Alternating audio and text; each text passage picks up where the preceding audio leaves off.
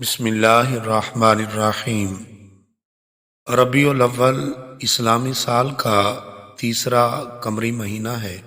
یہ مہینہ فضیلتوں اور سعادتوں کا مجموعہ ہے، کیونکہ وہ ذات پاک جن کو اللہ کریم نے تمام جہانوں کے لیے رحمت بنا کر بھیجا، وہ عظمتوں والے نبی خاتم النبیین صلی اللہ علیہ وآلہ وسلم اسی ماہ مبارک میں دنیا میں تشریف لائے، اور یوں اس مہینے کو سب فضیلتیں اور سعادتیں حضور صلی اللہ علیہ وآلہ وسلم کی ولادت کے صدقے نصیب ہوئیں۔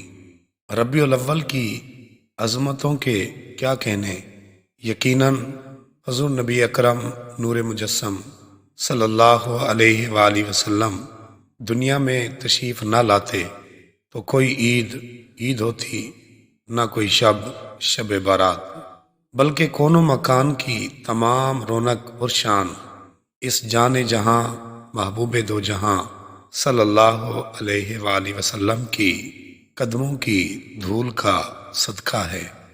حضور نبی پاک صلی اللہ علیہ وآلہ وسلم کی محبت ایمان کی بنیاد ہے، اور محبت کی ایک علامت و نشانی یہ بھی ہے کہ محبوب کا کثرت سے ذکر کیا جائے۔ ایک روایت میں آتا ہے، جو کسی سے محبت کرتا ہے اس کا کثرت سے ذکر کرتا ہے۔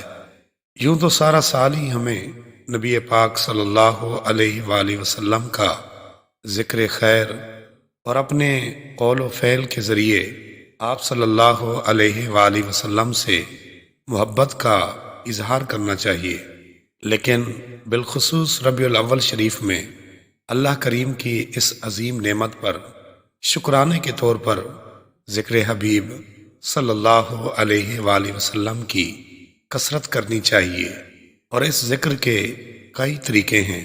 مثلا نبی پاک صلی اللہ علیہ وآلہ وسلم پر درود پاک پڑھنا، نعت شریف پڑھنا، آپ صلی اللہ علیہ وآلہ وسلم کی شان و عظمت بیان کرنا، محفل میلاد کرنا اور اس میں شریک ہونا وغیرہ، یہ سب ذکر رسول ہیں۔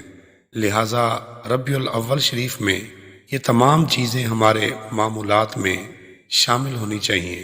اللہ تعالیٰ اس ماہ مبارک کی برکات ہمیں نصیب فرمائے، آمین یا رب العالمین۔